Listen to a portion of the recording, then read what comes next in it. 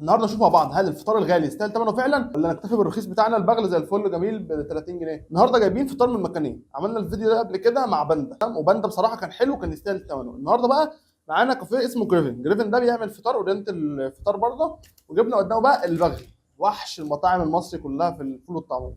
البغل ب 30 جنيه وجريفن ب 100 جنيه، يعني 3 اضعاف وزياده كمان. فهل يستاهل الفرق ده ولا لا؟ تعال نطلع الاثنين ونشوف جايبين ايه. يلا، ده كده البغل من اول هنا كده، ده البغل وده جريفن. ده ب 30 جنيه وده ب 99 جنيه، 100 جنيه يعني. هنا جايب عيش، علبه فول، 3 طعميات، سلطه مش عارف ايه السلطه بس ماشي، طحينه، وعلبه مخلل. ب 99 جنيه بقى علبه فول، طبق ترانشات شكله نظيف، بطاطس شيبسي الباكج بتاعها هايل، طعميه، بتنجان ومربى، وعلبه بيضه مش عارف ايه اللي جواها، هنكتشف ايه اللي جواها سوا. هنا جايب 4 رغيف عيش بس، لكم تتخيلوا، والبغل 4 رغيف بس، لكم تتخيلوا ان ده عيش البغل وده اللي بتاع جريفن. شايف الفرق بين الرغيفين؟ البغل احلى بكتير واضخم واكبر، والبغل احلى بكتير قوي في العيش يعني. تعالوا بقى ندوق الفول ونشوف مين اللي فوله احلى. فول البغل هنا اسود بس شويه، لونه مسود شويه عن ده. تعالوا ايه نبدا بالبغل، ده عليه طحينه من فوق، ده معلوش طحينه من فوق، الطحينه بره كده كده. تعالوا نضرب من غير طحينه من غير حاجه، بسم الله. حلو فول البغل، حلو وجميل، طعم الدقه فيه باين، والطحينه بتاعته حلوه قوي. العيش ده يا جماعه مش صابح، العيش ده مش سخن في الميكرويف قبل ما يجي، العيش ده مش صابح، وما ينفعش ابقى طالب فطار ب 100 جنيه ويجي لي عيش بايت بالمنظر ده. تعالوا نخش على الفول، بلاش برضه نتحمل على المكان قبل ما ندوق. الفول هنا حبوب اكتر، مش مهروس قوي يعني، او انا مش عارف ايه ده، بس هو فيه يعني تحسه فول بيدي بس مش مهروس قوي، او اللي هو لما تعملوه في البيت وتهرسه بقعر الكوبايه كده، هي نفس الفكره يعني شويه. تعالوا ايه ندوق، يلا بسم الله. هو حلو مش وحش، في طعم ليمون باين، الطحينه حلوه، زيت الحار حلو.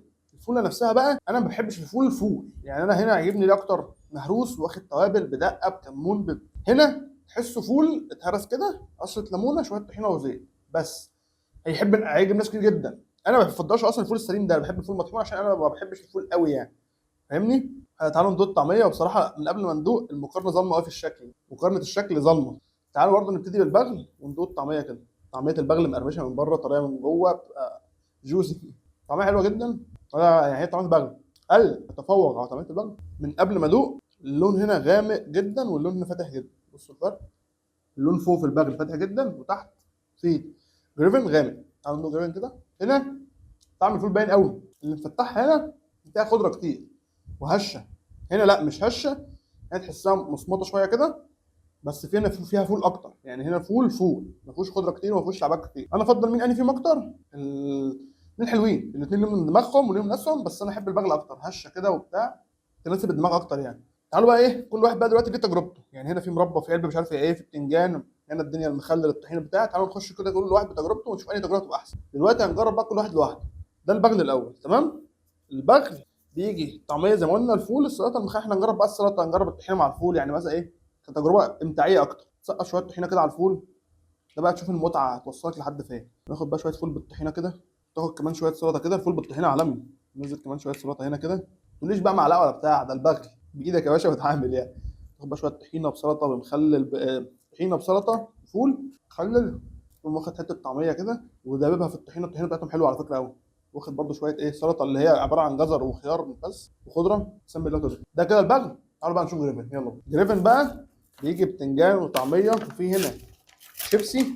الباكج بتاعهم حلو قوي يا جماعه بصراحه، شويه شيبسي لزوم القرمشه، بس بصراحه في كام شيبسيه فيهم طريين لازقين في بعض شاربين زيت يعني، مفيش قرمشه خالص فيهم بقى يعني. في ده في زي ده كده ايه، في كده وفي كده يعني.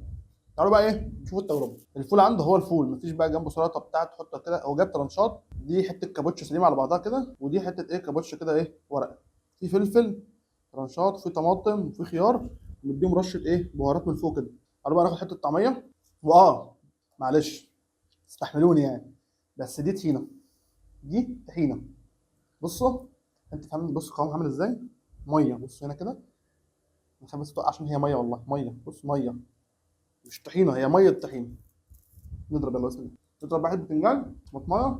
البتنجان حلو بس مش حرش كده زي البتنجان الشعبي بتاعنا المصري، بس حلو شغال. الطحينه ميه بس طعمها يعني متخل شويه، ما فيهاش طعم طحينه قوي.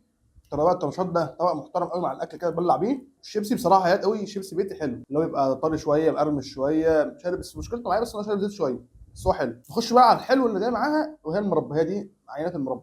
المربى ما فيهاش قطع، هي عباره عن جيلاتين وسكر وميه ندوق. طعمها مش قد كده، مش احسن حاجه، يلا على ملخص. فالخلاصه كده، جريفن تجربه تستاهل سعرها ولا لا؟ يعني ممكن تجربها مره كده، بس بالنسبه لي لا، ما اروحلوش تاني انا. البغل يكسب والشرق يكسب ويلا.